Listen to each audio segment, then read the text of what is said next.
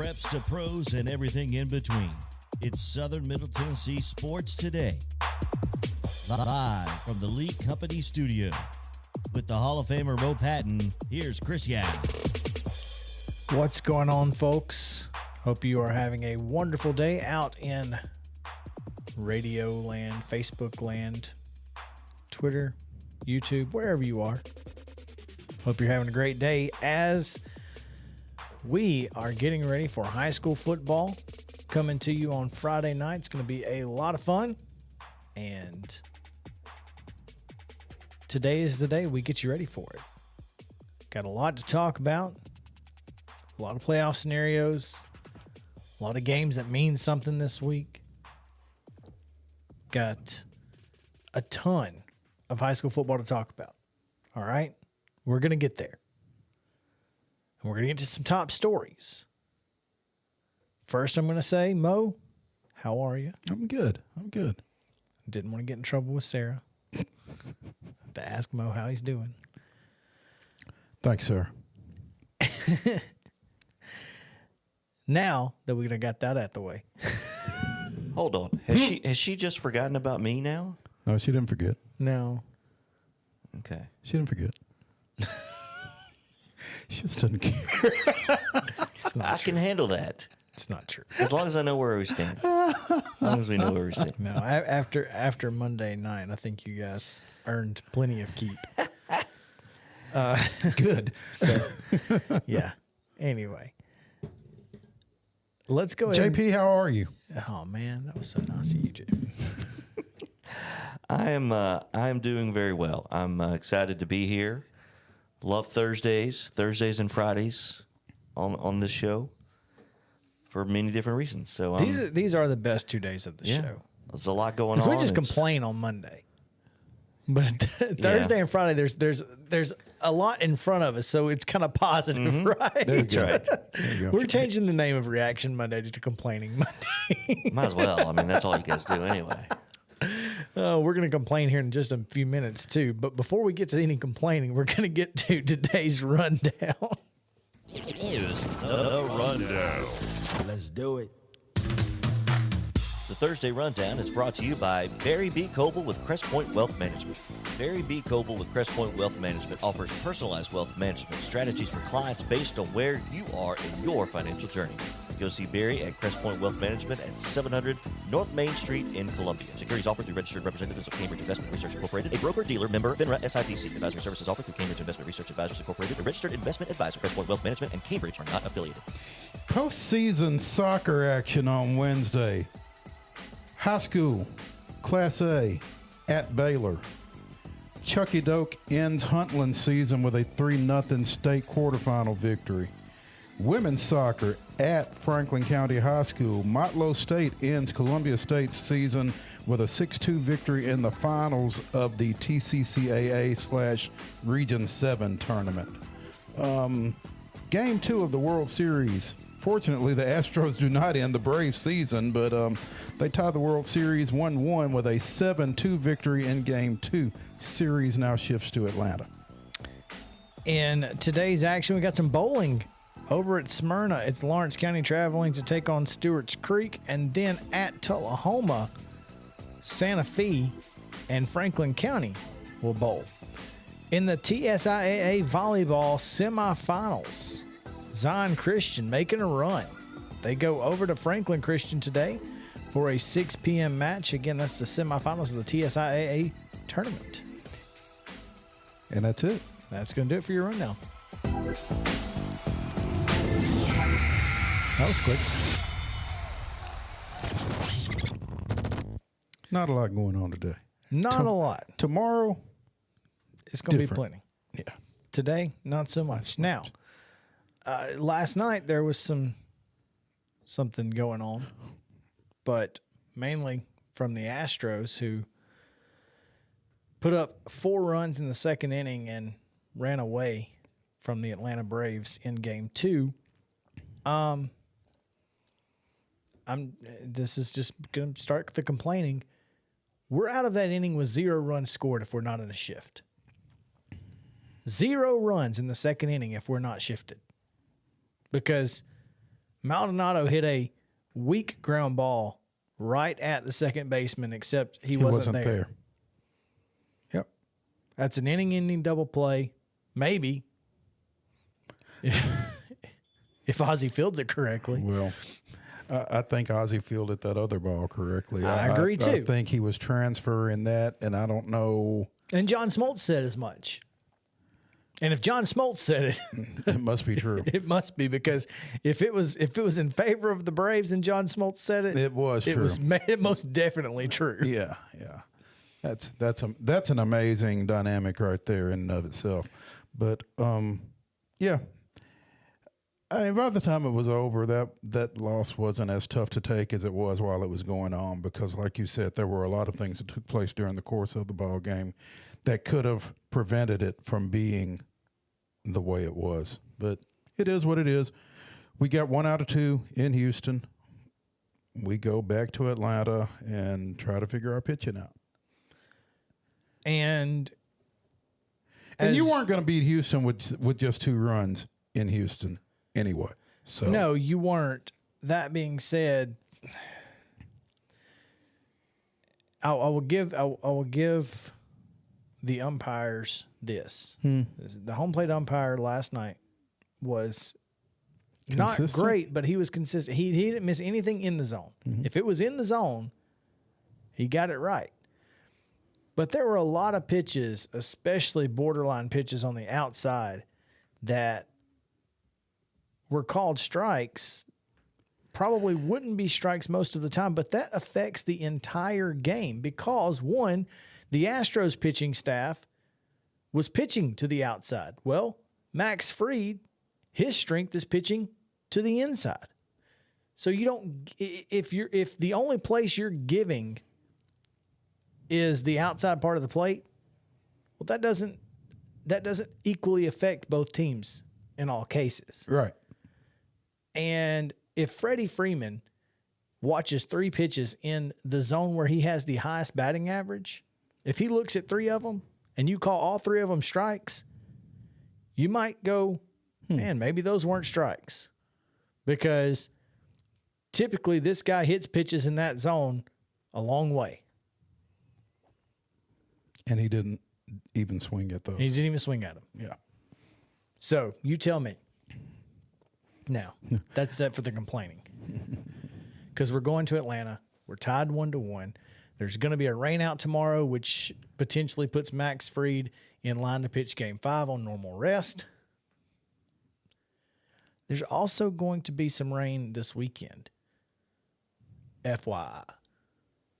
So I don't know what that does to the schedule. I mean, we're not playing 7-inning doubleheaders in the World Series, are we? Boy, wouldn't that be something? Oh my goodness. Yeah, no, I don't believe that to be the case. But with Rob Manfred running things, Who knows? You never know. So yeah, I mean, it is what it is. It's Yeah. Games 3 and 4 on Saturday. 7 innings each. 7 innings each. Yeah. See how that plays. Ooh. Actually, I'm not sure I don't hate that, considering we could do 2 bullpen games on 3 and 4. Throw Ian on Sunday and you're good to go. Oh, man. Anyway, couple of things. One, this day in Braves history. Today is the day that Tom Glavine said, would somebody go out and score a run because they're not going to? Or they're not gonna? They're not going to.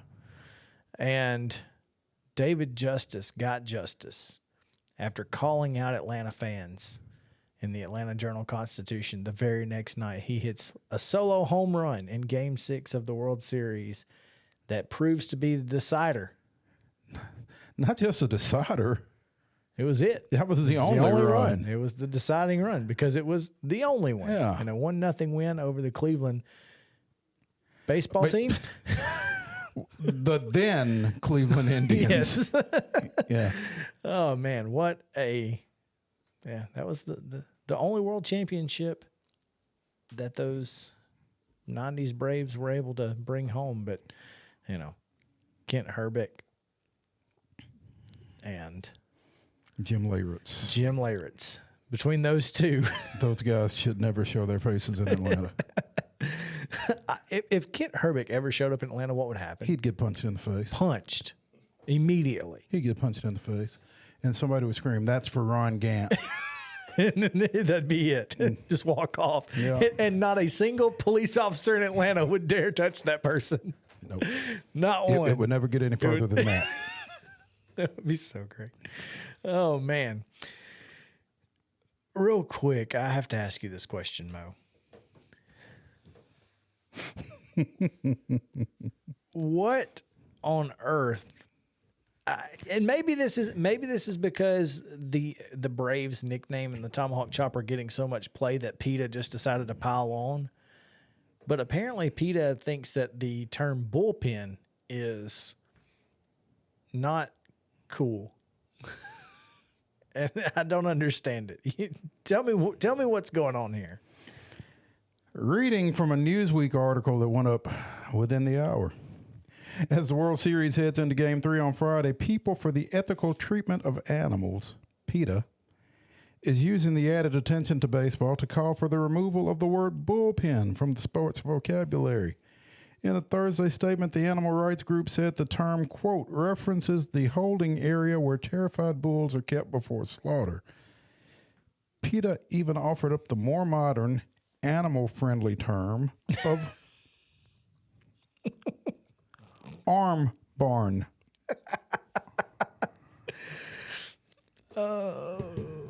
Words matter, and baseball bullpens devalue talented players and mock the misery of sensitive animals, PETA Executive Vice President Tracy Ryman said in the statement.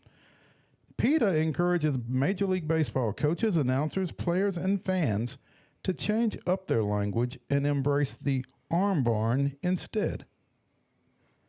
PETA wrote in its statement that the term bullpen is used in the meat industry, and it's an area where cows are hung upside down and their throats are slit before they are processed into food products. It could also potentially be in reference to rodeo bulls, though, right? The organization also noted the term is used in rodeos. PETA said, gentle bulls are tormented into kicking and bucking by being electroshocked or prodded. All are typically held in a bullpen while they await their cruel fate. Do you know where the term bullpen comes from? Do you know why it's called a bullpen? I imagine it has something to do with that. It was just described as that, right? Yeah, but late comers to ball games in the late 19th century. Are you talking about from a baseball perspective? Yeah. Yes. Gotcha. According to Wikipedia, were cordoned off into a standing room only area in foul territory. Because fans were herded like cattle into this area, it became known as the bullpen, a designation which was later transferred over to relief pitchers who warmed up in that same area. Because, there weren't relief pitchers for a long time. When you started, you just started. yeah. So you were pitching that day no matter what. No such thing as relief pitchers back in the day. So that's how they got the term. And I guess that makes sense. You herd them in like cattle, and then you let them go into their seats after they get to the Or game. not, because true story, they used to have standing room only at Greer, and they would rope off part of the outfield. There you go. So anyway. Interesting. Arm barn. No, thank you. I'm going to go with it. That's a big no for me, dog. I'll give him credit for staying in the same genre. Yeah. The farm, ranch, But why? barn. I don't know. Yeah. It's Why is it? We just call it the warming up area. We got to hand out some hardware real quick before we get out of here, Mo. The End to Win Life Team of the Week presented by Custom Stone Handlers goes to the Spring Hill Raiders for their 14-7 win over host Mount Pleasant in Week 10. And the Mid-Tennessee Bone and Joint Player of the Week. Freshman running back Monte Baldwin went for 197 rushing yards and 4 touchdowns on 20 carries in Columbia Academy's 62-60 win at Clarksville Academy. Stay tuned for more of Southern Middle Tennessee sports today when we come back.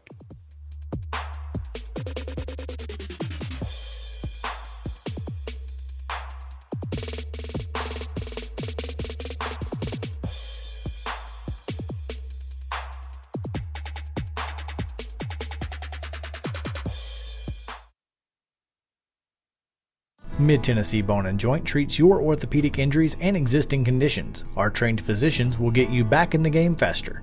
Contact us at 931-381-2663 or www.mtbj.net. Fast Stop Markets is a full-service, family-owned convenience store chain located in 14 locations throughout Middle and West Tennessee. For those in our listening area, you can find them in Columbia, Centerville, Lawrenceburg, Spring Hill, Dixon, and White Bluff. Fast Stop partners with wholesale fuel brands like Shell, Marathon, and Exxon, delivering a consistent customer experience that is fast, friendly, and clean.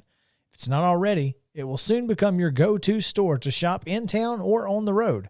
Fast Stop Markets is proud to be keeping you moving in Tennessee.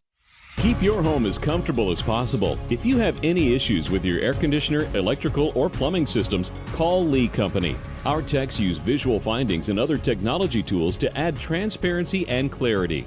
You see what we see, whether we're in a crawl space or on the roof. We're here 24/7, so if you need us, call us. Lee Company. Call 931-548-4448 today or schedule your appointment at leecompany.com. That's leecompany.com. Hey folks, while we take a quick break from the show, I want to tell you about our friends over at Custom Stone Handlers in downtown Columbia. Ned Rich and his team at Custom Stone Handlers believe in leadership. And outside of the military, our greatest leader building platform is sports. Custom Stone Handlers proudly encourages young people to get in the game. You can contact them today at 931-490-4990 or visit CustomStonehandlers.com. Mid-Tennessee Bone and Joint has been the official sports medicine provider for Maury County Schools for more than 40 years. We specialize in orthopedic injuries, and our Ortho Quick walk-in service lets you bypass the ER. Visit us online at www.mtbj.net. This is JP Plant with TriStar Friday Night Live, presented by the U.S. Army and the Tennessee Highway Safety Office. Join me, George Plaster, the Guru Murphy Fair, and more than a dozen Main Street Preps reporters out under the lights, bringing you the latest turnovers, big plays, and scores on the Wilson Bank and Trust scoreboard from the final week of the regular season. Who gets into the playoffs? Who falls just short? All of that will be determined this Friday night, beginning at 6:30 Central on your favorite Main Street Media Facebook page. It's TriStar Friday Night Live from Main Street Media this Friday night, beginning at 6:30. See you then.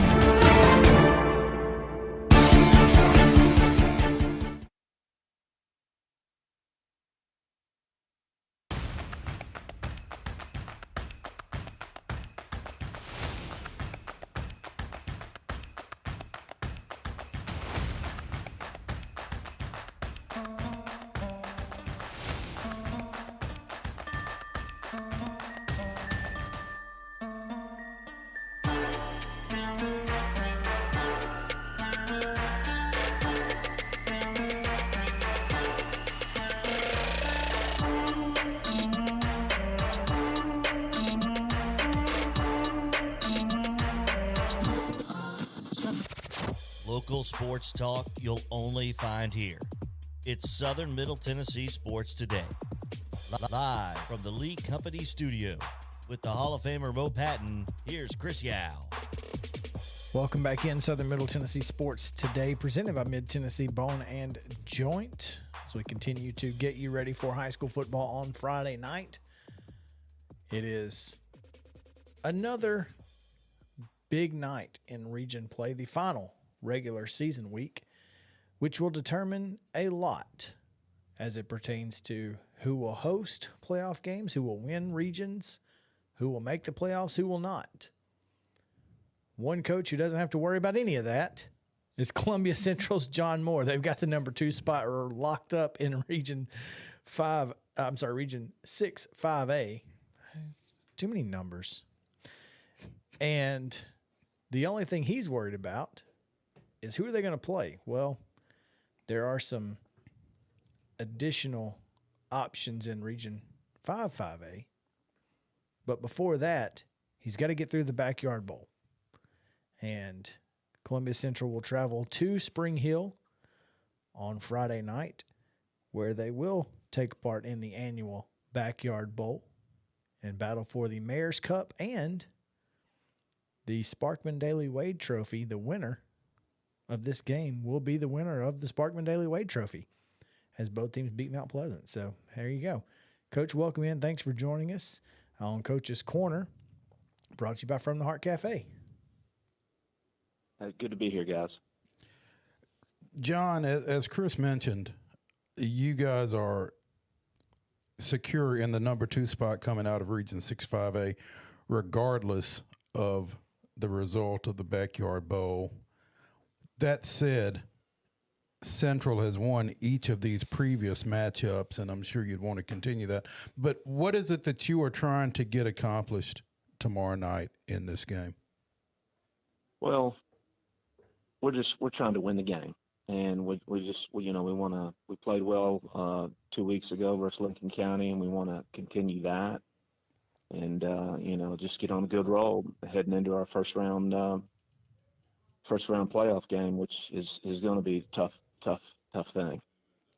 Yeah, you've got a little familiarity with at least one team from over there in that region, having played over at Green Hill in the first half of the season, losing 28-14. What are your thoughts about the rest of that region as you look at the potential of Mount Juliet, Station Camp, Wilson Central, somebody in that mix coming over here to y'all's place? Well, during the off week, I went and watched Mount Juliet. I went and watched the first half of the Mount Juliet Hillsborough game, and then the second half I drove over and watched Green Hill play Station Camp. So I've seen everybody in that region, and it's pretty stacked. They're Green Hill, Hillsborough, Mount Juliet. They're very, very physical football teams. Station Camp's a little bit different. They like to throw it a little bit. So it's no picnic having to play any of those teams. Yeah, that is, no matter who you get coming out of there, it's going to be a difficult game next week. But again, still have this week 11 rivalry game to get to. And again, we are speaking with John Moore on Coach's Corner, brought to you by From the Heart Cafe over in Chapel Hill. Renee Hart and the folks over there always feeding you the best in breakfast, lunch, dinner, sandwiches, desserts especially. And they have catering options as well. If you need them to cater your office lunch, they will make sure to get it done as well. So thanks to our friends at From the Heart for taking good care of us and everyone in Southern Middle Tennessee. Coach, this is a game that you've been a part of. It has the potential to be a sneaky good game because no matter what the records are, when Spring Hill and Columbia Central are on the field together, there's just a little extra when it comes to these type of rivalry games, no matter what your opponent has done the rest of the year, right? That's correct. We know that we're always going to get their best game, and and with the weather, anything can happen. So it'll be exciting, that's for sure. And with the season that they've had, Coach, they would certainly like to kind of jump up and they can't impact your seeding, but to kind of send you guys kind of spinning into the playoffs, I'm sure they'd love nothing better than that. You have to feel good about, like you said, the win that you got over Lincoln County in a similar situation a couple of weeks ago. I mean, how do you keep your guys from looking at Spring Hill's record in their season and coming in at a little less than the top of their game? Well, kids are kids. They're gonna do what they do. But I don't think they're gonna have a problem being motivated for us, and vice versa.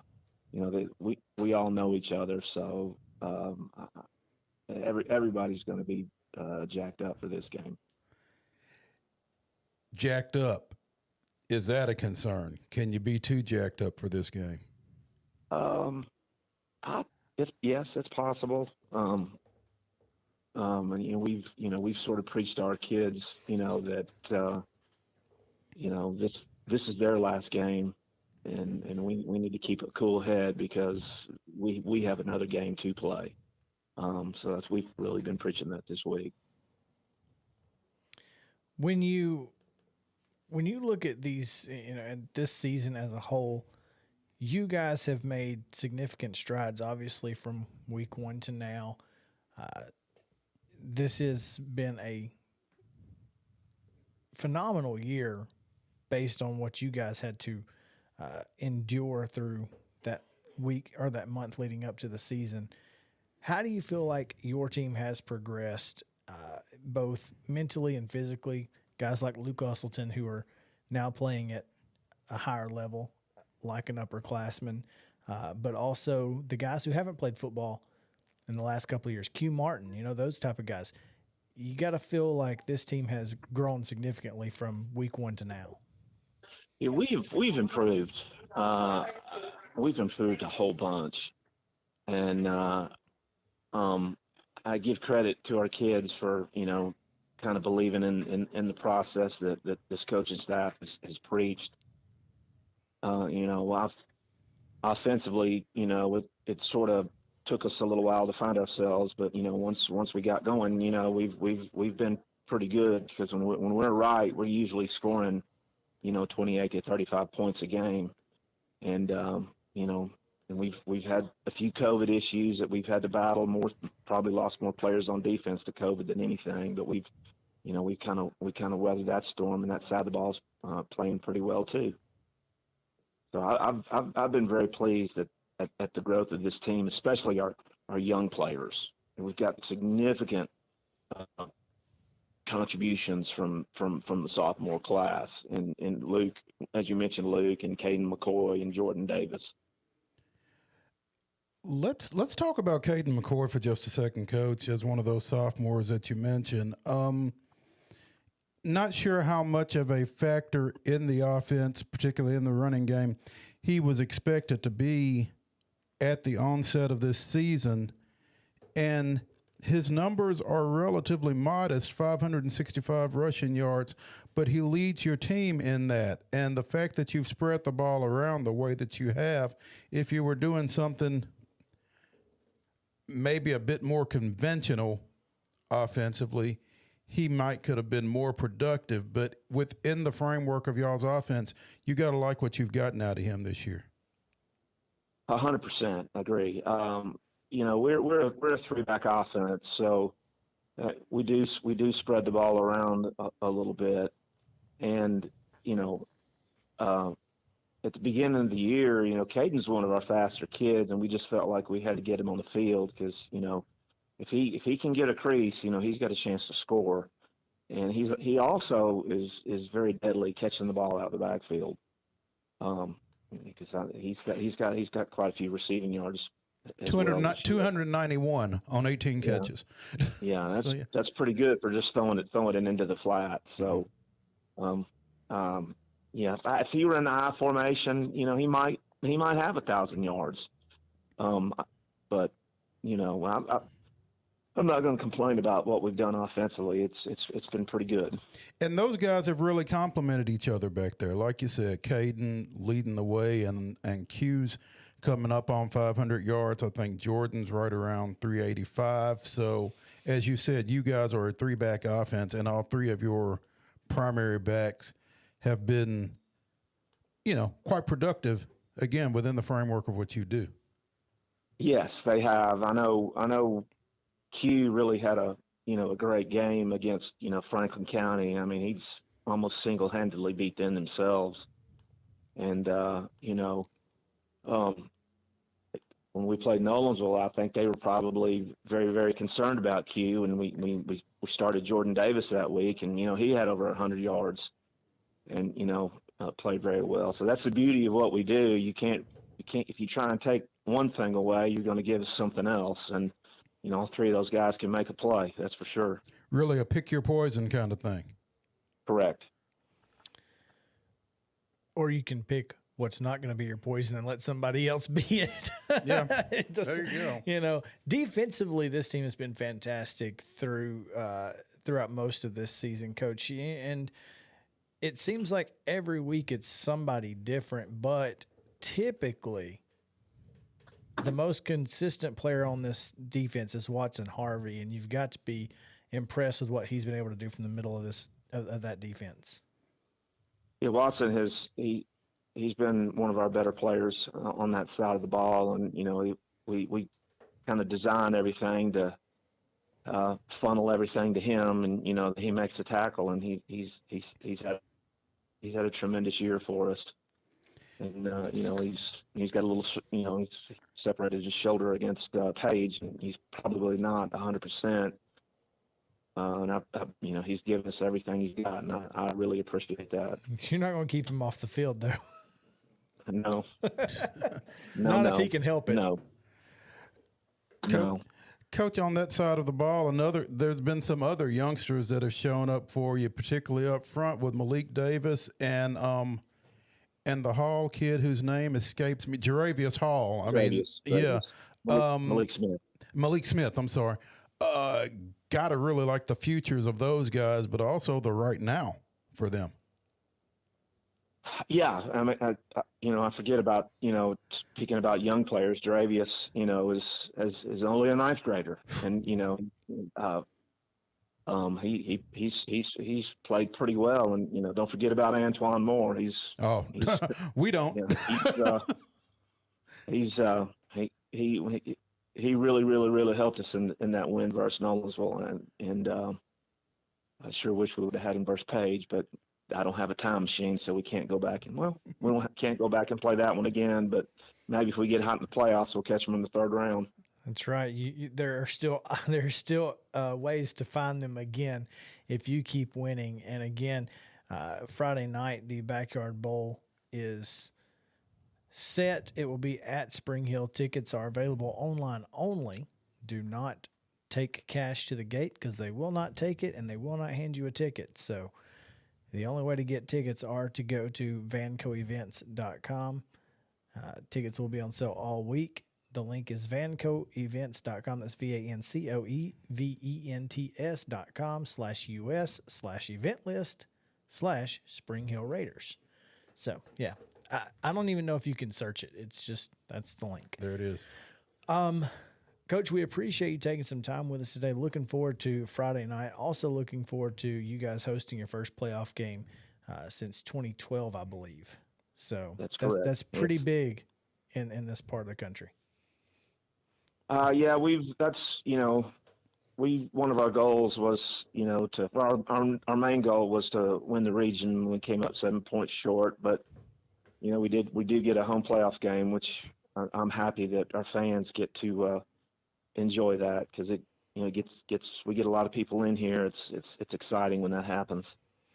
No doubt. Once again, Coach, thanks so much for taking some time with us today. We appreciate it. All right, no worries. That's John Moore, Columbia Central head coach, here on Coach's Corner, brought to you by From the Heart Cafe. Again, Renee Hart and the folks over in Chapel Hill taking great care of you with sandwiches, soups, desserts, breakfast, everything you can think of. Whatever you want, she can probably make it happen for you. I've never been over there and not been happy when I left. I can tell you that. So make sure to go see From the Heart Cafe out in Chapel Hill. When we come back, we continue talking high school football with our Fast Stop Game of the Week on Southern Middle Tennessee Sports Today, presented by Mid-Tennessee Bone and Joint. Back after this.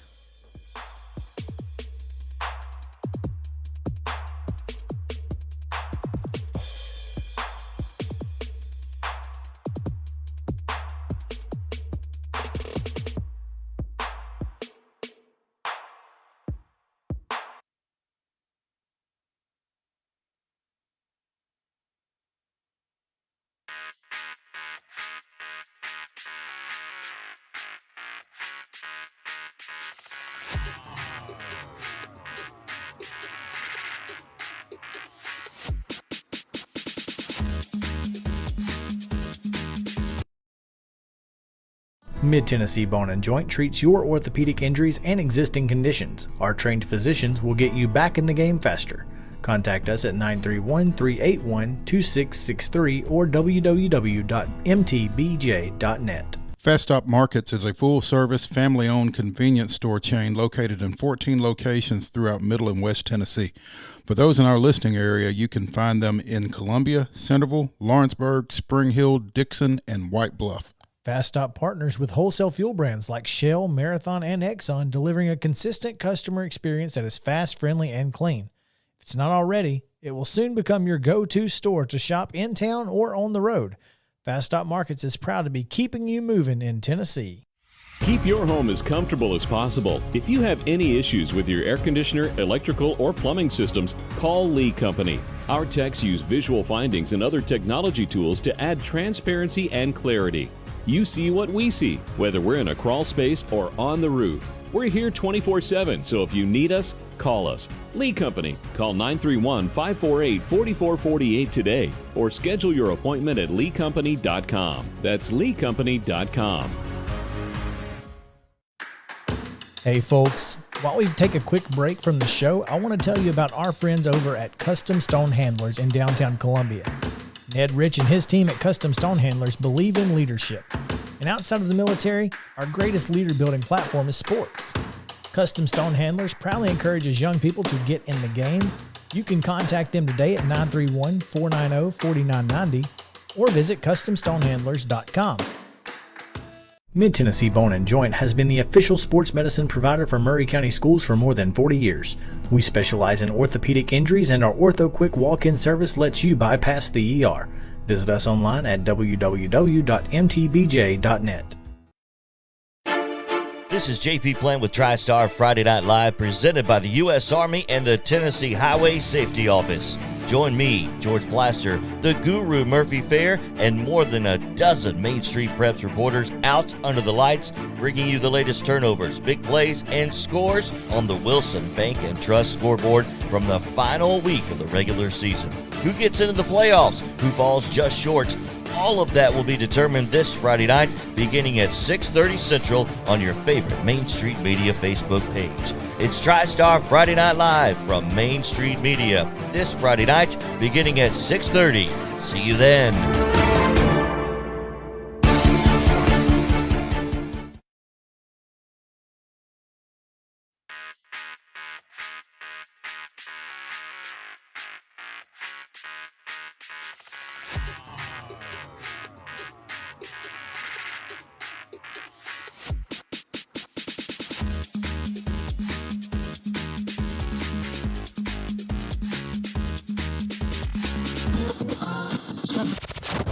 Talking high school sports, here's Mo and Chris.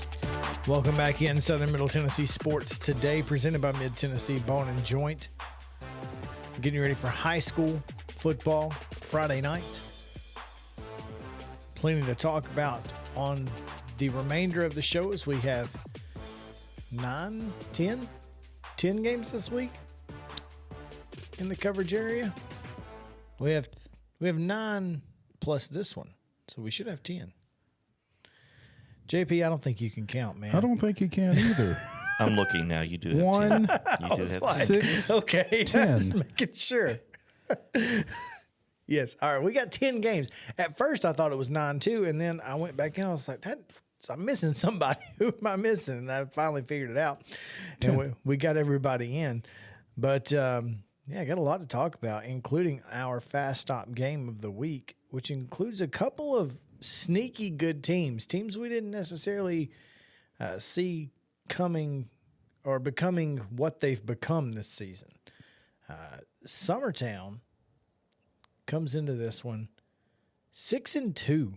Their only 2 losses, the season opener 16-12 to Lawrence County, and then in week 5, I believe, they lost at Forest 33-7.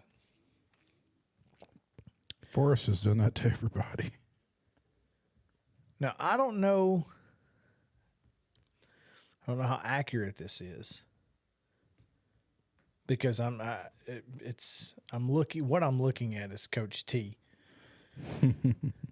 And I just don't have it in front of me. I assume they have not just played 3 away games.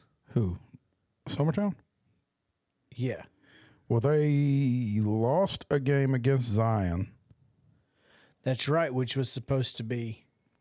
and then they had to forfeit. They had a COVID game Yep, that they Wayne did not County. play. Yeah. So, and I know the Wayne County game was on the road, It was. and the in fact. Zion game might have been on the road as well. So. It was. So what I am looking at is correct. They've not won a road game, Mo. But they've only played 2. They've played 2 road games and they've lost both of them. And they go on the road this week to Cascade, who is now sitting at number 10 in Class 2A at 8-1. And what's crazy is they are sitting at 10 in Class 2A, and Forest is unranked. And Cascade's only loss is to Forest. Yeah, it's that record thing, you know. I mean, Forest dropped out after losing to East Robertson. Mm-hmm. So, which I guess understandable to some degree. But yeah, Cascade, ever since that October 1st loss to Forest, I mean, other than that, they've been pretty doggone good, Mo. They've been good enough because one of their 8 wins was a 16-14 win at Mount Pleasant that was decided on a safety. Mm-hmm. So, well, I guess it's okay to get into the information here as well because this is one of our fabled 4 on TriStar Friday Night Live Countdown. And so I was doing a little research for that, of course. Mm-hmm. This team gives up 13 points a game. yeah, I mean, when you look at their schedule, as you were looking at, Coach T, like you said, they have only given up more than 2 touchdowns twice in a 28-17 win over Huntland and in that 24-7 loss to Forest. Besides that, no one has scored more than 14 points on this team. That's impressive. Yeah. What I think is important for Summertown in this is they know how to win close, low-scoring games, or at least they found a way to win last week over Lewis County. And I think that gives you some confidence that you wouldn't have had going into this one.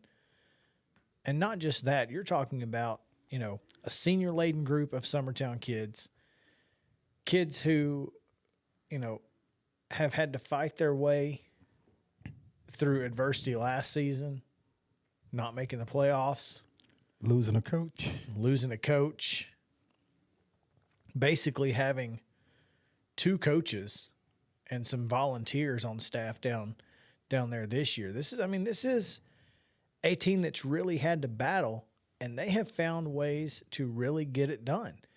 And you have to be impressed with what Summertown has been able to do. And we've talked about Cascade all year long. They're just good enough to get the win. They find a way to win. So this is going to be a battle of wills more than just talent. Well, and while you talk about what Cascade has done defensively, you take out those back-to-back games, that 40-27 win over Collinwood and that 33-7 loss at Forest.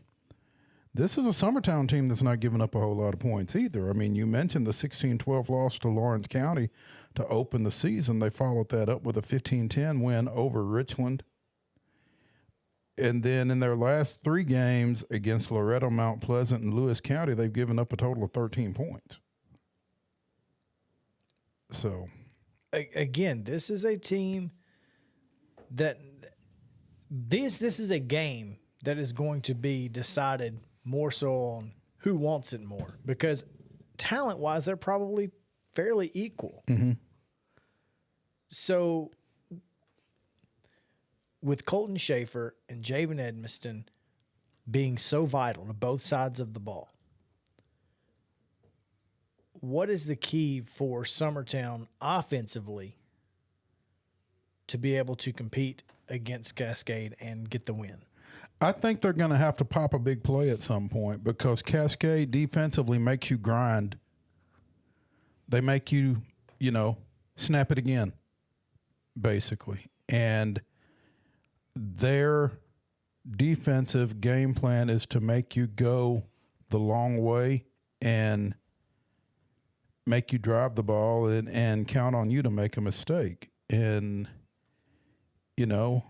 if you can convert a 12-play, 13-play drive into points, then hats off to you. But if you fumble one or if you get behind the chains or something like that, then that plays into their hands. And most high school teams aren't really built to drive it like that. And I think with a Javen Edmiston, with a Ty Bryant, with a Gavin Robinson, I think they've got the capability of, busting something big at some point. In a similar, I'm going to kind of go back to that Tennessee-Alabama game where Alabama drove down the field, scored. Tennessee 2 or 3 plays later, long touchdown pass. When you're used to playing both sides of the ball and you're conditioned for that, it doesn't matter if you make those big plays. You're still, you were going to be on the field either way, whether it was offense or defense, right? All right. So that's one of the positives for, and at the 2A level, most teams have at least a core group of kids who play both ways. Mm-hmm. What Dakota Cruz has done defensively this year in making sure Javen Edmiston is in position to make plays has been impressive. He seems to always be around the football and play sideline to sideline at that walk up linebacker position. It's really been impressive to watch him. And at the Class 2A level, from an athletic standpoint, Javen Edmiston is probably going to be the most talented guy on the field when he's on the field. And, Summertown needs him to make plays.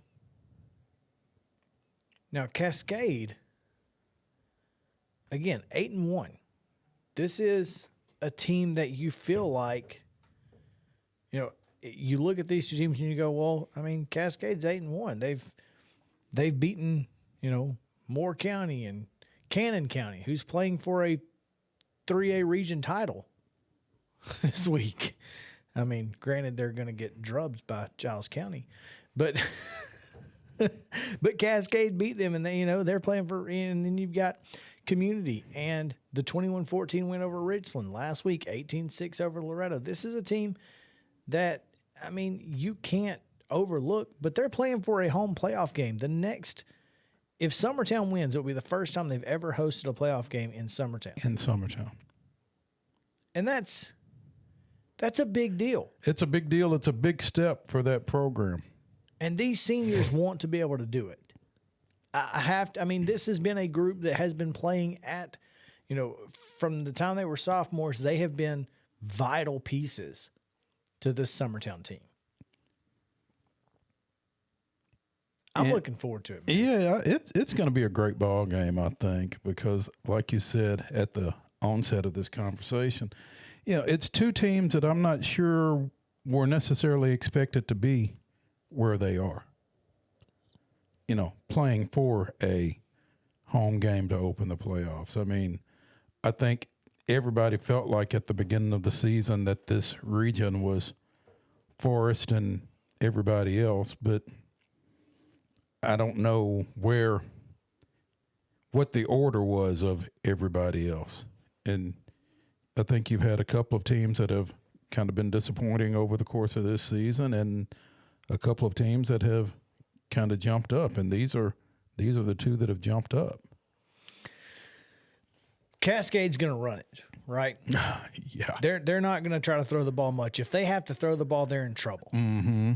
And I think you have to force them into at least trying to throw the ball, forcing Ryan Inman to make plays with his arm. You almost have to load the box against Cascade.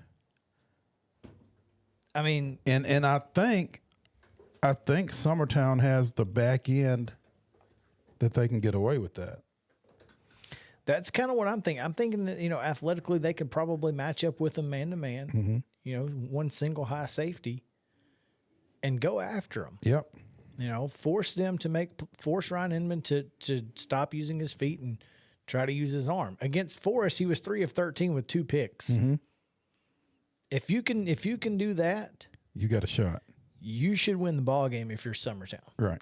And you feel good about winning the game if you can do that. Of course, you got to find a way to score on them. And that hasn't been easy for anybody this year. So, I mean, I guess if you score 1, you're good. That's enough to win if you're Summertown. They've proven that. If last week is any indication, yes, 1 can be enough. And you don't want it to be. You don't want to have to rely on that 1, though, do you? And I think if the right person comes up with that interception, you might get a pick 6 out of it. I mean, I'm not calling a defensive score, but that would certainly make things a lot easier. No doubt. So, again, Cascade hosting Summertown tomorrow night, 7 o'clock, probably in the rain, which certainly throws a wrench into it. But 2 quarterbacks who like to run the ball, I think it's going to come down to whichever one can make a big play with their arm. Or whichever one makes a mistake. Or a mistake. Don't make mistakes. You should win this one. Again, they're playing for a home playoff game. The winner is the 2 seed, the loser, the 3 seed. So it's a big one. We've got more high school football coming your way on Southern Middle Tennessee Sports today, presented by Mid-Tennessee Bone and Joint. Hour 2, all high school football. We will get to 5 games in the next segment, 4 in the segment after that, and then we will tell you who's going to win them. So stick around, come right back on Southern Middle Tennessee Sports Today, presented by Mid-Tennessee Bone and Joint, to the Lee Company studio right after this.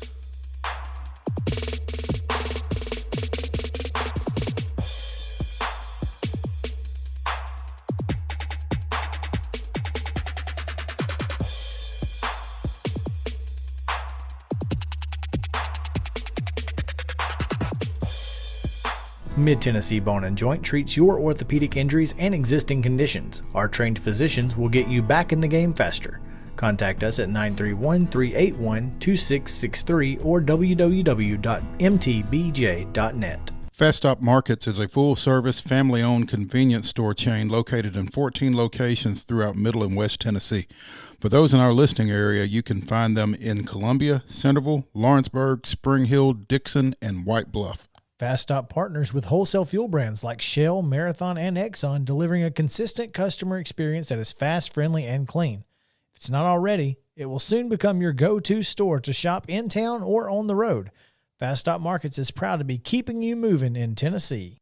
Keep your home as comfortable as possible. If you have any issues with your air conditioner, electrical, or plumbing systems, call Lee Company. Our techs use visual findings and other technology tools to add transparency and clarity. You see what we see, whether we're in a crawl space or on the roof. We're here 24/7, so if you need us, call us. Lee Company. Call 931-548-4448 today or schedule your appointment at leecompany.com. That's leecompany.com. Hey folks, while we take a quick break from the show, I want to tell you about our friends over at Custom Stone Handlers in downtown Columbia. Ned Rich and his team at Custom Stone Handlers believe in leadership. And outside of the military, our greatest leader building platform is sports. Custom Stone Handlers proudly encourages young people to get in the game. You can contact them today at 931-490-4990 or visit CustomStonehandlers.com. Mid-Tennessee Bone and Joint has been the official sports medicine provider for Murray County Schools for more than 40 years. We specialize in orthopedic injuries, and our Ortho Quick walk-in service lets you bypass the ER. Visit us online at www.mtbj.net. This is JP Plant with TriStar Friday Night Live, presented by the U.S. Army and the Tennessee Highway Safety Office. Join me, George Plaster, the Guru Murphy Fair, and more than a dozen Main Street Preps reporters out under the lights, bringing you the latest turnovers, big plays, and scores on the Wilson Bank and Trust scoreboard from the final week of the regular season. Who gets into the playoffs? Who falls just short? All of that will be determined this Friday night, beginning at 6:30 Central on your favorite Main Street Media Facebook page. It's TriStar Friday Night Live from Main Street Media this Friday night, beginning at 6:30. See you then.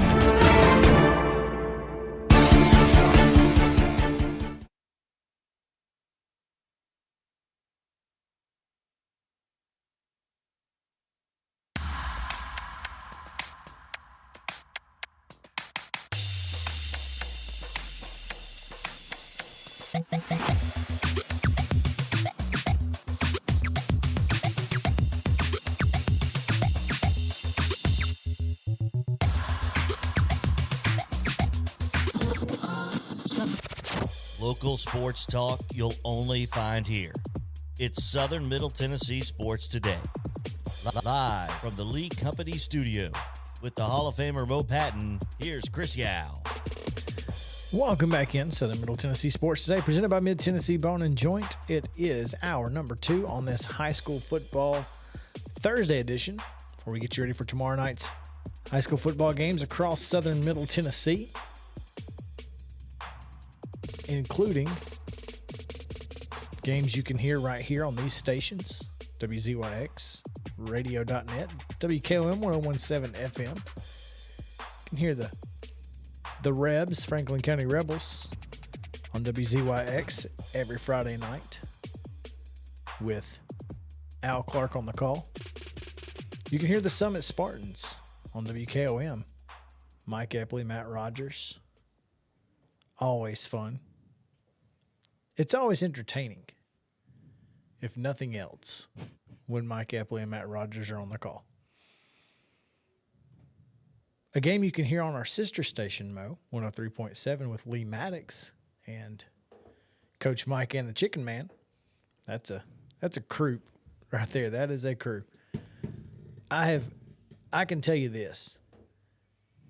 Every time I'm in the booth and doing stats for that Lee Maddox and Coach Mike and Chicken Man, they always tell me, boy, you make this broadcast so much better than me having to, Terry will say, than me having to try to write down and add up all these stats. So, but they do a good job. And you can hear them tomorrow night as Columbia Central goes to Spring Hill to take on the Raiders in the Backyard Bowl.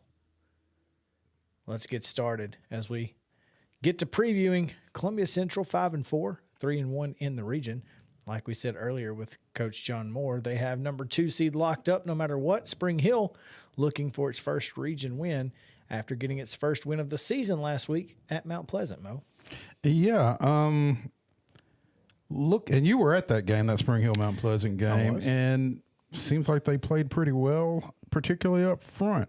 Rushed for 174 yards in that ball game. Caden Martin and Mac Ritchie combining for 136 yards. I think the performance that they got out of those two and out of the offensive line is probably what they've wanted to get done all year. And so the key now will be to try to carry that over from one week to the next. I'll tell you, obviously we talked about Jaravius Hall and that front seven, led by Watson Harvey in the middle, and then that defensive line that the cast changes, but they typically end up being pretty good. Yeah, I mean, Antoine Moore can be unblockable. Michael Johnson at defensive tackle is a force in there. Malik Smith, and they've got some dudes up front. Yeah, no question. But if Spring Hill can find a way to scheme around that or just get it done up front, that could make things really interesting. I'm interested in seeing how Columbia Central approaches this game from the player standpoint, because it's still the backyard bowl. I almost said brawl. No brawls. We hope. Please, no brawls. As John Moore said, we got a playoff game. They ain't got no more games. We got to keep our heads. And there was some unspoken in what he said there. Sure, I think it's like we have to make sure that we don't give in to any extracurriculars because they got nothing to lose. Right. So I'm interested to see how Columbia approaches this one because, again, they do have to host a playoff game next week against a really tough opponent, no matter who it is. Whoever it is. Whoever it is that comes out of that region is going to be a tough one. So, yeah, looking forward to it. We talked earlier about that Class 2A Region 5. Oh, does that mean it's time to move on? Thank you. You were timed out perfectly. Well done. We talked about 5-2A earlier, and let's just say this one here has some implications because with some help, a Mount Pleasant win certainly turns into potential playoffs for the Tigers. They travel to Forest, who is locked up the top seed. How does Forest approach this game versus Mount Pleasant? Obviously you want to play. You don't want to look ahead, but these are 16, 17-year-old kids. You never know, right? Well, there's a lot here because, again, for Forest, they've got first place locked up. They're going to host a game next week. They are the region champs, regardless of what happens. Do you get some guys out?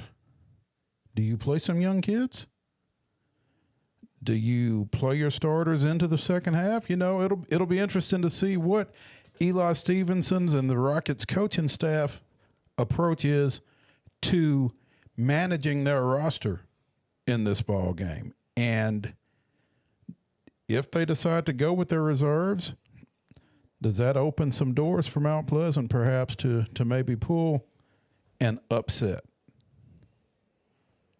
Mount Pleasant still dealing with tons of injuries. Re-injured was Kevin Cooper last week. Not sure his status after that quad. He was sitting on the sideline with ice on it last week. That's not necessarily a re-injury because it was an elbow earlier. Well, he was injured again. Yeah.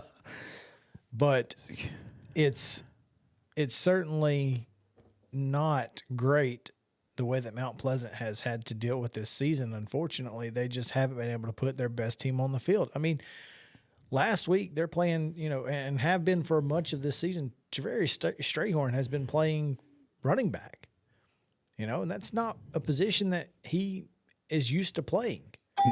So, I mean, they have to find a way to get around these injuries. Yeah. And with a win, you got a shot.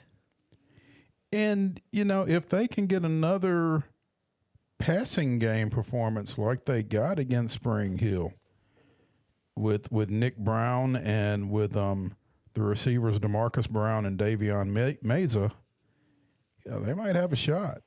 No doubt. The team they need help from is Richland. Well, they need help from Loretto. They need Loretto to beat Richland. Right. Because they beat Loretto, but Richland beat them. That's correct. So if Loretto beats Richland, it creates a three-way tie. And they've all beaten each other. Well, because those two teams, both Loretto and Richland, would have the same number of total wins, they're in that deep tie situation. Mm-hmm. Well, the deep tie situation then puts you into who played teams with the number of teams you played with a better than 500 record. Well, is it a better than 500 record or is it a 500 or better? 500 or better. Okay. And I don't think that bodes very well for Richland because I think East Hickman and Cornersville would be their only two. Loretto would have Lawrence County and Lewis County. And Mount Pleasant would have East Hickman, Columbia Central, and who else? Well, and yeah, it looks like it would be another tie there. So then it goes to who beat those teams. How many of those teams did you beat? And I don't think And I'm not any of them sure. beat any of those. Richland lost to both East Hickman and Cornersville. That's right. Loretta lost to Lawrence County and Lewis County. Mount Pleasant lost to East Hickman and Columbia Central. Whew. Might just leave this one for the folks in Hermitage to decide, should it fall that way. It's probably not a bad idea. Yeah. Richland's got to. But the point they is, got to take care of business. Mount Pleasant has a shot. Mount Pleasant has a shot. Richland has can a shot. Win and you're in, Richland. Mm-hmm. Yeah. And they've got the kids that can do it. So, but I do think this Richland Loretto game is going to be good. I think their styles are very similar. Mm-hmm. So it's going to play well. Another game that will determine some playoff seeding. Both of these teams are in. The winner is the 3 seed. The loser, the 4 seed. Grace Christian comes to Columbia Academy. Grace Christian 6-3 on the year. Columbia Academy 2-6. Each of them 2-2 in the region. Yeah, Grace Christian picked up some victories early in the year and has kind of tailed off a little bit. Columbia Academy, I think, has won 2 of their last 3. Going up to Clarksville Academy and winning that 62-60 shootout last week, and going to Mount Juliet Christian a few weeks back and winning as well. They've also had an open date in there, and they lost to Nashville Christian. But I think CA has picked up a little momentum here over the second half of the season after a tough start. It'll be interesting to see what Grace Christian looks like coming in here.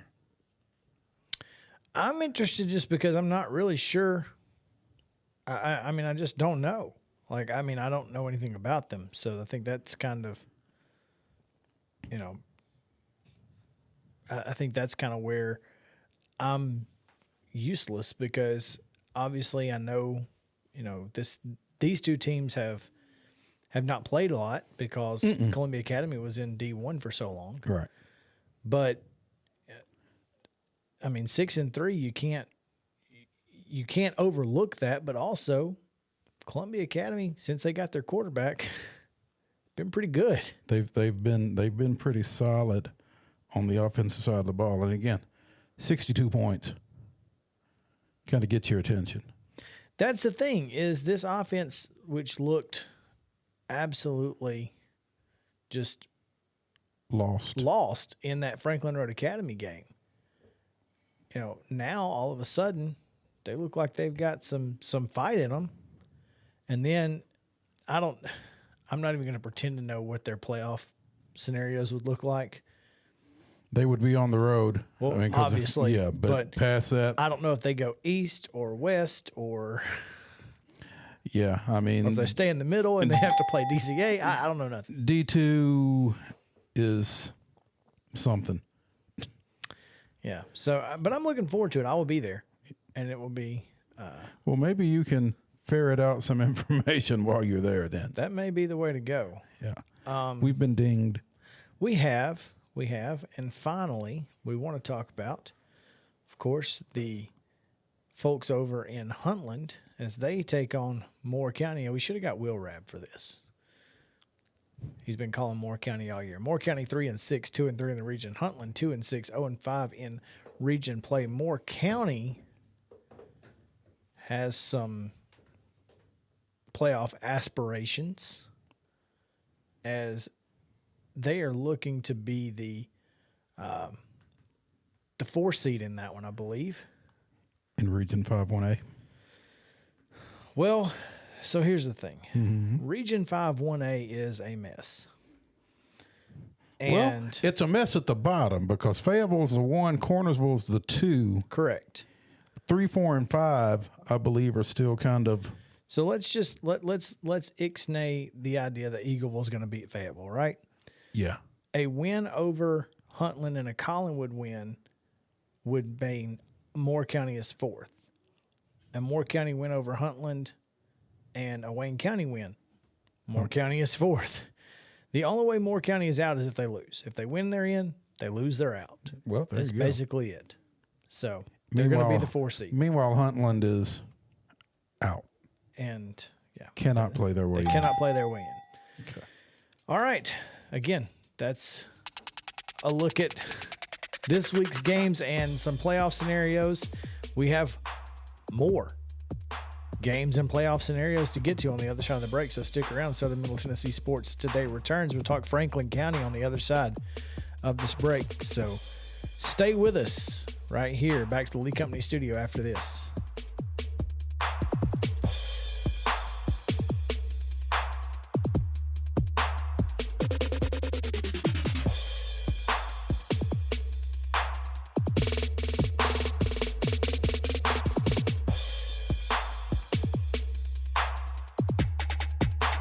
Mid-Tennessee Bone and Joint treats your orthopedic injuries and existing conditions. Our trained physicians will get you back in the game faster. Contact us at 931-381-2663 or www.mtbj.net. Fast Stop Markets is a full-service, family-owned convenience store chain located in 14 locations throughout Middle and West Tennessee.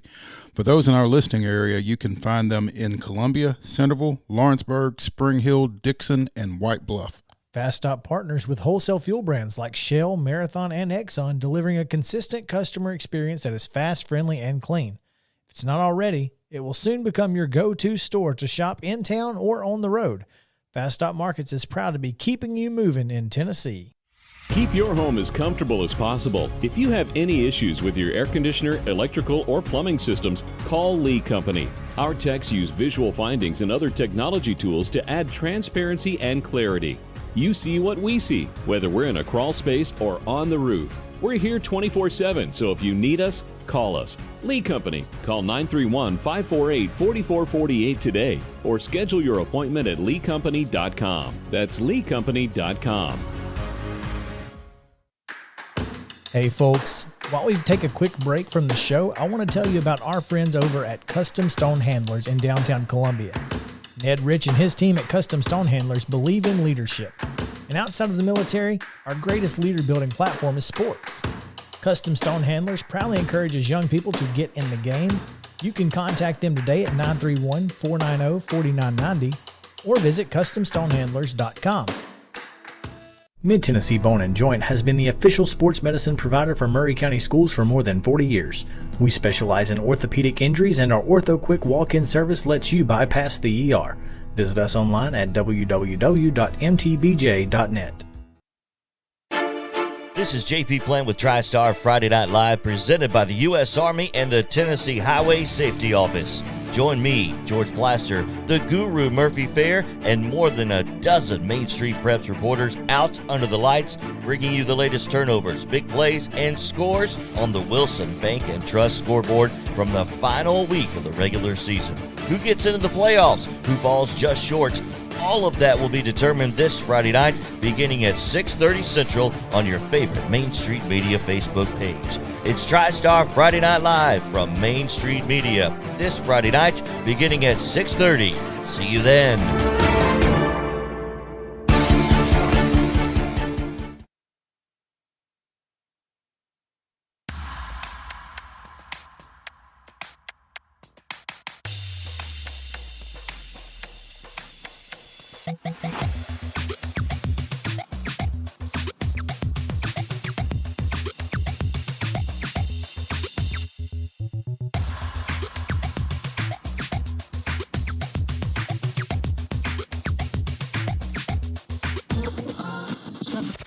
Sports talk show you've always wanted.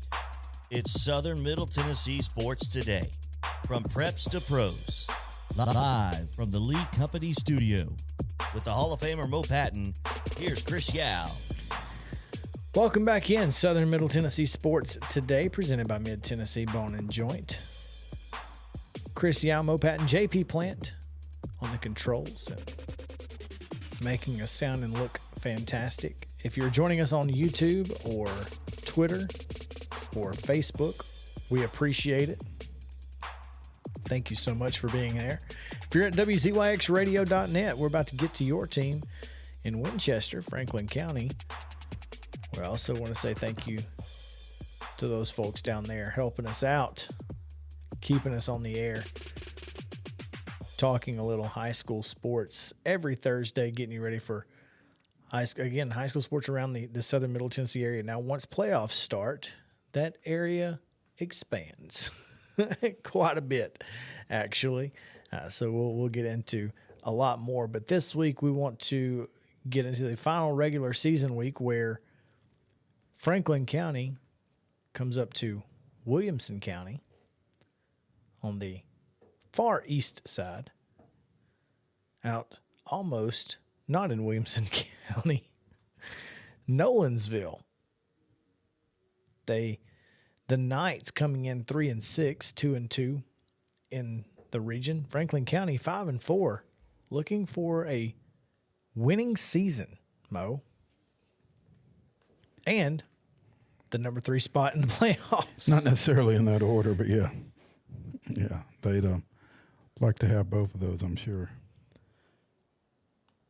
I'm curious. I think, again, Nolensville has been so confusing all year because they've not really focused on the guy you think they would focus on offensively, and that's Samson Johnson.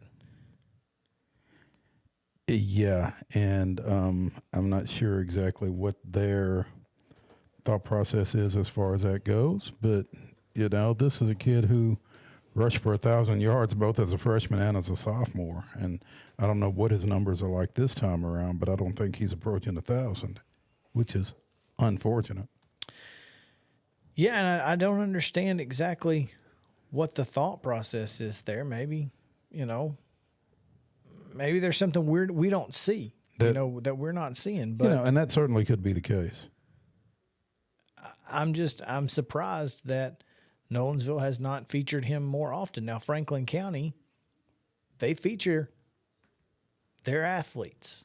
I mean, we've talked about it all year long, and this is a team that is going to make sure their best players have the ball in their hands. And it starts with their quarterback, Keandre Johnson. And he's one of those guys that starts with their quarterback, JP. Yeah, well, every play starts with but sorry. No, you're not. I'm not. Keandre Johnson is probably the most dynamic player in Franklin County's offense. So it starts there because, no doubt. As a quarterback, sometimes rushing that guy might be the worst thing you can do. Yeah, because when a play breaks down for them, he can make something positive, something real positive happen out of a broken down play a lot better than a lot of other quarterbacks. So while it all starts with the quarterback in every offense, when it starts to break down around this quarterback, he's a little bit better off than a lot of guys. And no doubt. And then they've got the twins as well. The Holmans, yeah, a couple of track stars over there on the gridiron. So, defensive backs, you want to keep those guys in front of you because if they're even, they're leaving. Yeah. Good luck at keeping them in front of you. Yeah. And it's just that athleticism that I think has really helped Franklin County kind of turn a corner here over the second half of the season. I mean, you opened up the year 0-4. They've since won 5 straight. Now, I mean, the 5 that they've beaten don't necessarily overwhelm you, but they are taking a 5-game win streak into this Nolensville game, which Nolensville is not. So last time Franklin County finished the regular season with 6 wins. Can you tell me when it was? I would say it's not been in the last 5 years, maybe even longer than that. 2004. Wow. 2004, they finished 6-5 overall, but 6-4 in the regular season. So last time they finished above 500 in the regular season. Now they have finished 5-5 a few times, but never 6-4 or better. So for that program, that's kind of crazy that it's been 16, 17 years since they've had a winning record. Wow. So, and it'll be the first playoff appearance since 2010. This will be. So, yeah, they're playing for a lot over there. They really are. And that's exciting for them. I'm excited for that coaching staff and Justin Cunningham, and good luck to both those teams. But now clearly they're going to have to go on the road. They will, and that region's not one you want to have to travel into. Yeah. So, yeah. If you win, though, it's a little bit easier than having to go to Green Hill. That's all I'm saying. Lawrence County. That was your cue, JP. You missed the buzz, but it's okay. Well, Growl. Oh. He's grumpy today. Wildcats. No, I told you at the beginning. I'm in good spirits. Unfortunately, they don't have a whole lot to play for other than pride. That's it. They're playing for Marshall County. Yeah. No, I promise you they're not. After the way they were treated over there, I can't imagine why they would be. Lawrence County 5-4, 3-4 in the region. Creekwood 3-6, 2-5 in the region. Lawrence County looking to go to have a winning record on the year as well at 6-4. But they cannot play their way into the playoffs, Mo. Yeah, that's unfortunate. They could force a three-way tie for the number 4 spot, but they would not benefit from any of the tiebreakers that would ensue. So, a win would give them their first winning record since 14 when they went 8-3. So, and it would certainly help Marshall County out. But, when you look at it with the playoffs and with so many teams going to the playoffs, the opportunity to end your season with a victory doesn't really exist for a whole lot of folks. So there's that. And with the offseason that they had, JP has talked to us about the strength and conditioning program that's been enhanced here over the last year or so. I just think a whole lot of momentum comes out of a win to end your year and to go into your off season off of. And, with that senior class down there with Alex Carr and what he's meant to that program, the opportunity to send that guy out with a win, I think, will be huge as well. No question. Looking forward to it. Coach Marston has done a really good job for a really long time there, and getting to 6-4 would be a big win for that program and continue that momentum into next year, even though they still have to deal with that ridiculous 9-team region that, not fun. Not fun. No, it's not. Moving into Class 6A, and what I want to talk about here is more so than Franklin. Franklin 1-8, 0-4 in Alex Melton's first year. Summit 9-0, 4-0 in the region, but and this is something that I talked to you about earlier. Destin Wade has done something that is just almost unheard of at the 6A level. This is the kind of stuff you hear about in youth league and middle school, or sometimes at a very, mediocre small school level. Mm-hmm. This dude is scoring once every 8 or 9 times he touches it. Less than that. I mean, if you include attempts on passes, he's basically scoring. He's basically throwing for a touchdown on every 6 passes. Not completions, but attempts. That's insane. And he's basically scoring a touchdown on every 5th carry, rushing. I don't know how he's not Mr. Football, period. I mean, I know what... Jordan James is the guy, right? That's the guy everybody thinks is the favorite because he's the Georgia commit. 972 yards on 109 carries. But he's splitting carries with Antonio Patterson and other guys. And he's also got Isaiah Horton, who's going to Miami. Well, he's got 10 more carries and 500 fewer yards.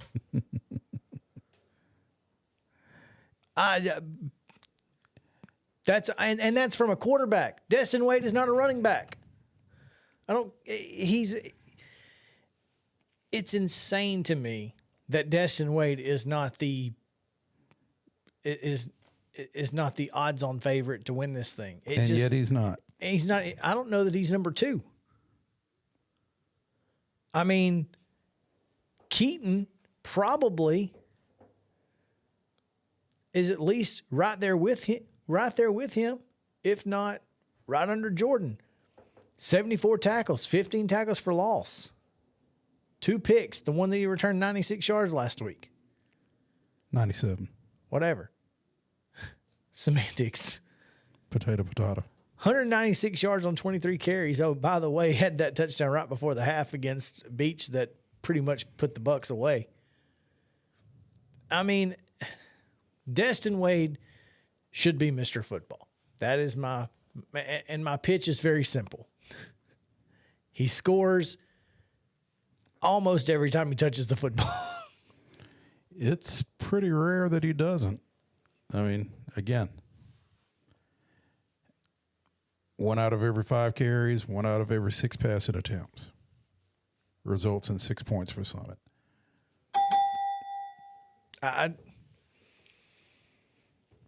You don't have to convince me. And it's not going to get any worse this week against Franklin. Sorry, Alex. I love you, dude, but oh man, that's the tough part. I mean, he's watched that guy for the last 3 years, and now he's got to figure out how to stop him. This just in. You can't. No. Independence in Ravenwood. Now, here's the interesting part of that region.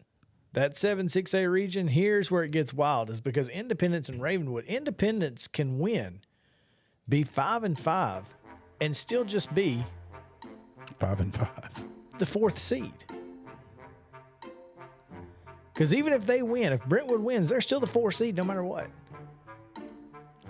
That's the tough part. The only way Independence becomes not the 4th seed is if they lose and Centennial wins and they're out.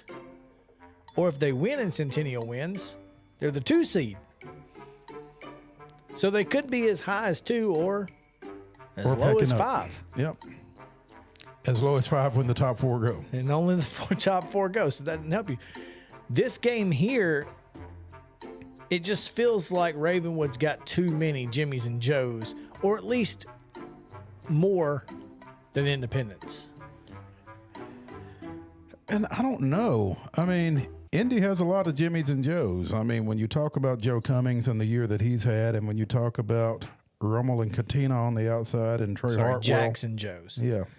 Jack Rummel and Joe Jimmys. Cummings. Yeah, sorry. No Jimmys. No Jimmys. But Ravenwood has really come on here down the stretch. Scored 50-plus in each of their last 2 weeks. And I'm not sure that there are many teams that get their many coaches that get their teams ready for the postseason the way Will Hester does. I think that's where things are going to get real interesting. Is right now they seem to be coming into their stride, peaking at the right moment, right? And Will Hester has been in this exact situation. I mean, on that sideline with this program in this matchup. He knows what this means, but so does Scott Blade. And if there's one team I don't want to get into a scoring match with, it's Independence. So you got to find a way to stop them. Mm-hmm. And I think, obviously, with Miles Pollard and the defense that they have at Ravenwood, they've got an opportunity, and they probably can. But they've got to. Because if you try to get into a scoring match with Joe Cummings, Ty Lockwood, Brady, Jack Rummel, River Katina, Trey Hartwell, gets tough. It suddenly turns into a track meet that it almost feels like whoever's got the ball last wins. Mm-hmm. Now, the last few years it's been all Ravenwood. They've dominated this series, so we'll see what happens. I'll be interested. When we come back, we're going to tell you who we think is going to win all 10 of these games. So come right back on Southern Middle Tennessee Sports Today, presented by Mid-Tennessee Bone and Joint after this.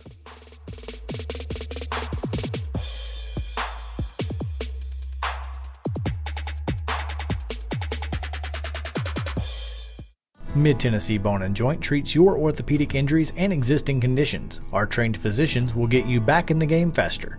Contact us at 931-381-2663 or www.mtbj.net. Fast Stop Markets is a full-service, family-owned convenience store chain located in 14 locations throughout Middle and West Tennessee.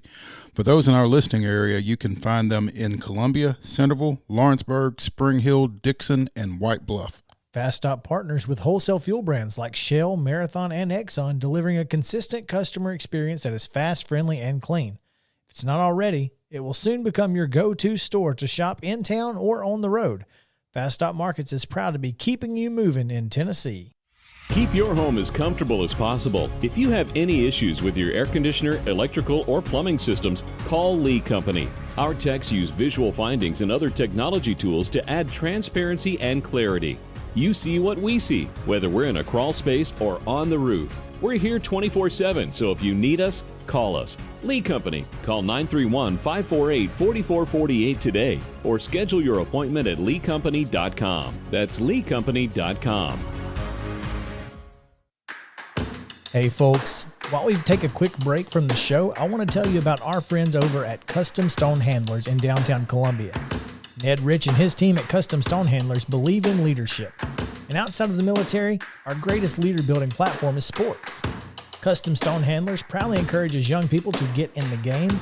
You can contact them today at 931-490-4990 or visit CustomStonehandlers.com. Mid-Tennessee Bone & Joint has been the official sports medicine provider for Maury County Schools for more than 40 years. We specialize in orthopedic injuries, and our Ortho Quick walk-in service lets you bypass the ER. Visit us online at www.mtbj.net. This is JP Plant with TriStar Friday Night Live, presented by the U.S. Army and the Tennessee Highway Safety Office. Join me, George Plaster, the Guru Murphy Fair, and more than a dozen Main Street Preps reporters out under the lights, bringing you the latest turnovers, big plays, and scores on the Wilson Bank and Trust scoreboard from the final week of the regular season. Who gets into the playoffs? Who falls just short?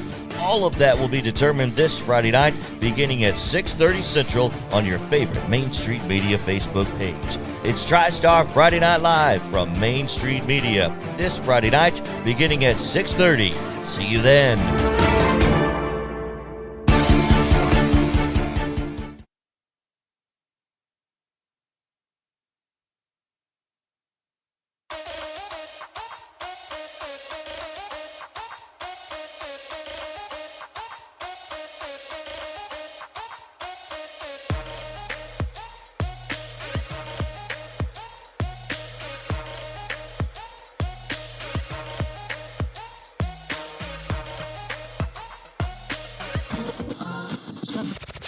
Local sports talk you'll only find here. It's Southern Middle Tennessee Sports Today. Live from the Lee Company studio with the Hall of Famer Mo Patton, here's Chris Yao. Welcome back in Southern Middle Tennessee Sports Today, presented by Mid-Tennessee Bone and Joint. It's Thursday. It's almost time for Murphy's matchups coming up on 101.7. Sports Mix Live coming up on WZYX. Got a lot going on today. We do need to tell you who's going to win these high school football games, though. Because, you know, if you don't have time to go out there, no worries. We got you. Even though we went 6-3 last week, Mo. Yeah. I mean, it could be worse. Could be, has been. Yeah. Yeah. So there's that. But we're going to tell you who to look for. As Greg Combs in Mount Pleasant said, who's the favorite? Apparently, we're the sports book that they're using down there. So. Okay. I'm not setting any lines or anything. But where's my cut? Right. He said Mount Pleasant's favored to win, and I was like, favored by whom? Like who? Right? What sports book is? Yeah. Who's betting on high school games? Anyway, for entertainment purposes only. Here are your Southern Middle Tennessee high school football picks. We start where we left off. Region 7, 6A Independence, 4-5. Ravenwood, 7-2. Big game here. Where are you going, Mo? I'm going with Ravenwood just because Ravenwood has won each of the last 8 matchups in this series. I just feel like Ravenwood's going to find a way to win this one, especially at home. I think it'll be close. I think Ravenwood gets it. I am also going to go with Ravenwood. I don't guess I know what your definition of close is, but by my definition, I don't think it will be. I think it'll be 2 touchdowns. I'm thinking a field goal. Oof. Man. I don't know. I think if Independence gets down, then they're going to be forced to throw it, and you don't want to be one-dimensional. So, staying in the same region, Summit 9-0 at Franklin 1-8. So Summit? Yeah. No. Okay. Well. Yeah. You? Yeah. I guess I'll probably go with Summit. I mean, they seem to be playing okay recently. They've not lost in a while. It's been a while. Matter of fact, I don't know the last time they lost. Were they not 15-0 last year? No, I don't believe they were. I don't remember who they lost to. Well, they weren't 15-0. They weren't 15-0 because they didn't play 15 games. I tell you who they lost to. They lost to Franklin. The team they're playing. That's right. They sure did lose to Franklin last year. You're right. Yeah. I don't think that's going to be the case this time. No. JP, we'll move on because, well, it's kind of hard to. Lawrence County at Creekwood. This is an interesting matchup. Vroom, vroom. Vroom vroom. Are you driving to Creekwood? Because they are. Lawrence County 5-4, Creekwood 3-6. Mo.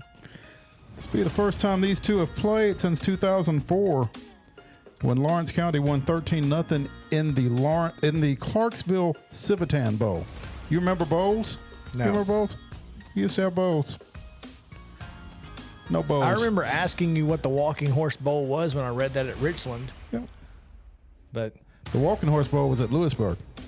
well, they were the Walking Horse Bowl champions. Uh-huh. And I was like, what is that? Yeah. Bowl games. Those were for teams that didn't make it to the playoffs back when only 1 or 2 district teams Gotcha. went. So, yeah. Okay. Now that everybody goes to the playoffs, no bowls. Kind of sad. Anyway, I think this one goes the same way as the 2004 Clarksville Civitan Bowl went. I like the Wildcats in this one. I agree with you. Absolutely. Franklin County at Nolensville for 2-3. I'm sorry, for 3-4 in Region 6-5A. I'm really torn on this because Nolensville should be better than they have been. I agree, And but they're not. yeah, and Franklin County has played pretty well the last little bit, but I think of this stretch, I think Nolensville will be the best team they will have played over this last 6 games. I'm going to take Franklin County cautiously. I'm with you.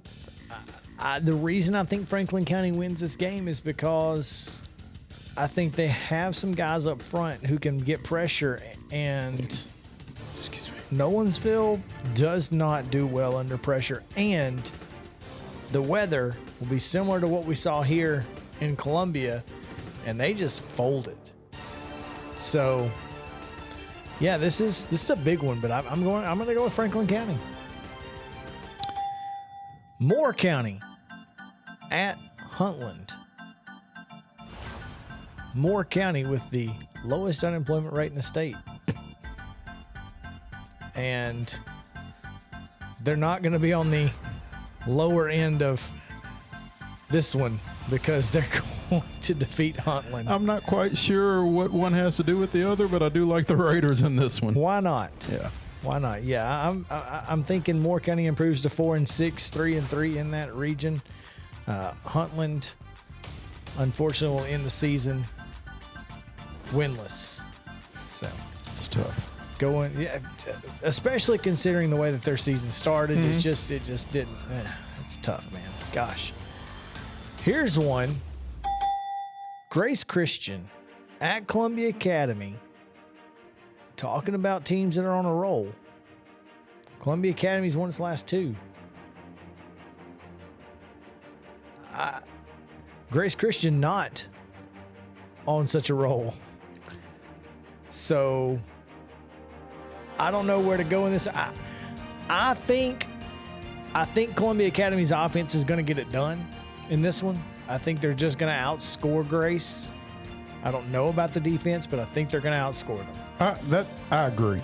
I think Columbia Academy is going to put up some points in this one, and I think defensively they can get just enough stops to get out of here with a win and finally get a win at home. This will be their first home field win if they get it. I like the Bulldogs. The Dogs. Now, Richland traveling to Loretto, which is, picturesque if nothing else. Richland 4-5, Loretto 3-6, but could certainly throw a wrench into the pot if Loretto were to win. Could. And I think they're capable with what they've got offensively. Case Tucker has run the ball pretty well for them here of late. Jaden Stoltz as well. Caden Porter has been nursing an ankle. If he's ready, that gives Loretto another weapon in the run game. But Richland, when they're on, has been able to get some things done offensively, both in the passing game and in the running game. And I was really shocked at last week's loss to East Hickman. But shocked. But it's because we picked them. Oh, there you go. Well, this should be interesting because I'm picking them again. Same. I don't know. What do you? I mean, I think Loretto and Richland match up really well with each other. Mm-hmm.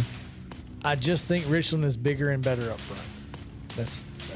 There's my reasoning. I think Richland has the opportunity to make more plays in the passing game than Loretto does. Well, there's that.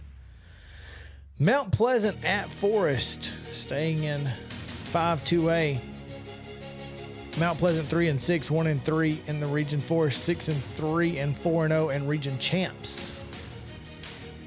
Mount Pleasant in a must-win situation, hoping for some help. What do you see here? I'm not sure that Mount Pleasant can establish or set a tone up front that can allow them to win this ball game on either side of the ball. I would agree with that. I think I would love to know the injury status of some of their linemen that did not play last week. I would love to know that before making this pick, but I do not have the answer to that. So Andrew Moore's not here, sorry. Andrew's not here to tell us. He'll be here tomorrow to tell us about the quarterbacks from college, but that's about it. Yeah. So I'm going to go with Forest here just because I think, again, they've got more athletes on the that are not hurt. More healthy athletes. They have healthier guys. So there you go. There you go. Columbia Central at Spring Hill. Columbia Central 5-4, 3-1 in the region. Spring Hill 1-8, 0-4 in region 6, 5A. But throw the records out. It's the backyard bowl, Mo. Just throw them out. Throw them out. Open that window, JP. I like the lines in this one. So don't throw the records out. No, I think the records could probably say something here. I think Columbia Central has an opportunity to go into postseason play with some momentum in the form of a 2-game win streak if they win this one. And I think Spring Hill will find a big difference in Mount Pleasant and Columbia Central. We talked about this earlier against Lincoln County. Columbia Central has to do what they're supposed to do against inferior, talented teams. Mm-hmm. And make no mistake, Columbia Central is more talented than Spring Hill. The problem is they had something to play for then. The only thing they're playing for here is a winning record and bragging rights? Bragging rights. because they got the number 2 spot locked up. I don't know that bragging rights Isn't enough. I'm not saying it's not. Yeah. I'm just saying that there was a little more oomph on the other in that side. Lincoln County game. That being said, I think Columbia Central wins, but I think it's going to be closer than they want it to be. And the fast stop game of the week at Cascade over in, is it War Trace or is it in War Trace. Trace? It's War Trace. Okay, just making sure. Because you never know. No, It's no, you Tennessee. don't. You're right. Just asking questions here. I understand. The War Trace, 8-1 champions. Not the champions, they're second place. Maybe. Or third, depending on the outcome here. That's a pretty presumptuous nickname, isn't it? It really is. Summertown, the Eagles, a normal nickname, 6-2, 3-1. Summertown playing Cascade, the winner hosts the playoff game. The loser on the road. So the champions can be Third place. second place. Even. Wow. Who you got? I've got Summertown, and I tell you, that win over Lewis County last week really has, for better or for worse, made an impact on me. I think they can go and win another one here when it really matters. So I like Summertown in this one. I agree with you. I think had they lost last week, Right. mentally, I don't know that I would have been able to pick them just because they're. But right now they're riding high, and that's a big win for that program. So I got the Eagles. Dakota Cruz gets over and hosts a playoff game at Summertown. Wouldn't that be cool? Won't that be crazy? Be pretty awesome. In his first year as a head coach, well done. That's gonna do it, man. Dry throat after 2 hours of talking. It's tough. When we come back tomorrow, college and pro coming at you. College and pro getting you ready for the weekend. Don't forget Murphy's matchups on 1017. WZYX got Sports Mix Live, so stick around right here. Don't touch that dial. For all of our listeners and friends in Twitter and Facebook and YouTube, we appreciate it. Make sure to share this. Send it out to your friends. Let folks know what we're doing here, keeping you guys updated with the most timely and comprehensive coverage of high school sports in Southern Middle Tennessee. For Patton and JP Plant, I'm Chris Yao saying have a great day, folks, and stay cool, Columbia.